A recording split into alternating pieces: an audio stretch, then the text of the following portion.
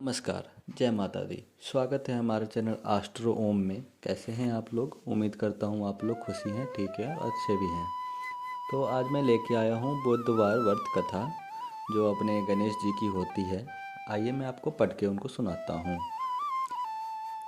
समतापुर नगर में मधुसूदन नामक एक व्यक्ति रहता था। वह बहुत धनवान था। मधुसूदन का विवाह बलरामपुर नगर की सुंदर और गुणवती लड़की संगीता से हुआ था। एक बार मधुसूदन अपनी पत्नी को लेने बुधवार के दिन बलरामपुर गया। मधुसूदन ने अपनी पत्नी के माता पिता से संगीता को विदा करने के लिए कहा। माता पिता बोलो बेटा, आज बुधवार है, बुधवार को किसी भी शुभ कार्य के लिए यात्रा नहीं करते। लेकिन मधुसूदन ने नहीं माना। उसने ऐसी अशुभ की बातों को नहीं मानने की बात कही। बहुत आग्रह करने पर संगीता के माता पिता ने विवश होकर दोनों को विदा कर दिया। दोनों ने बैलगाड़ी से यात्रा प्रारंभ की। 2 कोस की दूर यात्रा के बाद उसकी गाड़ी का एक पहिया टूट गया। वहां से दोनों ने पैदल ही यात्रा शुरू की। रास्ते में संगीता को प्यास लगी। मधुसूदन उसे एक पेड़ के नीचे बैठाकर जल लेने चला गया। थोड़ी देर बाद जब मधुसूदन कहीं से जल लेकर वापस आया तो वह बुरी तरह हैरान हो उठा, क्योंकि उसकी पत्नी उसके पास की शुक्ल सूरत का एक दूसरा व्यक्ति बैठा था। संगीता भी मधुसूदन को देखकर हैरान रह गई। वह दोनों में कोई अंतर नहीं कर पाई। मधुसूदन ने उस व्यक्ति से पूछा, तुम कौन हो और मेरी पत्नी के पास क्यों बैठे हो? मधुसूदन की बात सुनकर उस व्यक्ति ने कहा, अरे भाई, यह मेरी पत्नी संगीता है।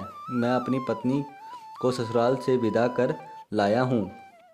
लेकिन तुम कौन हो जो मुझसे ऐसा प्रश्न कर रहे हो? मधुसूदन ने लगभग चीखते हुए कहा, तुम जरूर कोई चोर या ठग हो। यह मेरी पत्नी संगीता है। मैं इसे पेड़ के नीचे बैठाकर जल लेने गया था। इस पर उस व्यक्ति ने कहा, अरे भाई, झूठ तो तुम बोल रहे हो। संगीता को प्यास लगने पर जल लेने तो मैं गया था। मैंने तो जल लाकर अपनी पत्नी को पिला भी दिया। अब तुम चुपचाप यहाँ से चलते बनो, नहीं तो किसी सिपाही को बुलाकर तुम्हें पकड़वा दूंगा। दोनों एक दूसरे से लड़ने लगे। उन्हें लड़ते देख बहुत से लोग वहां एकत्र हो गए।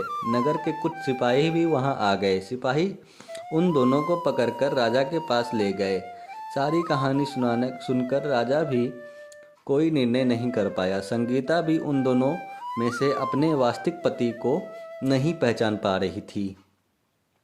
राजा ने दोनों को कारागार में डाल देने के लिए कहा। राजा के फैसले पर असली मधुसूदन भयभीत हो उठा। तभी आकाशवाणी हुई, मधुसूदन, तूने संगीता के माता पिता की बात नहीं मानी और बुधवार के दिन अपनी ससुराल से प्रस्थान किया। यह सब भगवान बुद्धदेव के प्रकोप से हो रहा है। मधुसूदन ने भगवान बुद्धदेव से प्रार्थना की, हे भगवान बुद्धदेव, मुझे क्षमा कर दीजिए। मुझसे बहुत बड़ी गलती हुई। भविष्य में अब कभी बुधवार के दिन यात्रा नहीं करूंगा और सदैव बुधवार को आपका व्रत किया करूंगा। मधुसूदन के प्रार्थना करने से भगवान बुद्धदेव ने उसे क्षमा कर दिया। तभी दूसरा व्यक्ति राजा के सामने से गायब हो गया। राजा और दूसरे लोग इस चमत्कार को देख हैरान हो गए। भगवान बुद्धदेव की इस अनुकंपा से राजा ने मधुसूदन और उसकी पत्नी को सम्मानपूर्वक विदा किया। कुछ दूर चलने पर रास्ते में उन्हें बैलगाड़ी मिल गई। बैलगाड़ी का टूटा हुआ पहिया भी जुड़ा हुआ था। दोनों उसमें बैठकर समतापुर की ओर चले गए। मधुसूदन और उसकी पत्नी संगीता दोनों बुधवार को व्रत करते हुए आनंदपूर्वक जीवन यापन करने लगे। भगवान बुद्धदेव की अनुकंपा से उनके घर में धन संपत्ति की वर्षा होने लगी। जल्द ही उनके जीवन में खुशियां ही खुशियां भर गई। बुधवार का व्रत करने से स्त्री पुरुष के जीवन में सभी मंगल कामनाएं पूरी होती हैं और व्रत करने वाले को बुधवार के दिन किसी आवश्यक काम से यात्रा करने पर कोई कष्ट भी नहीं होता है।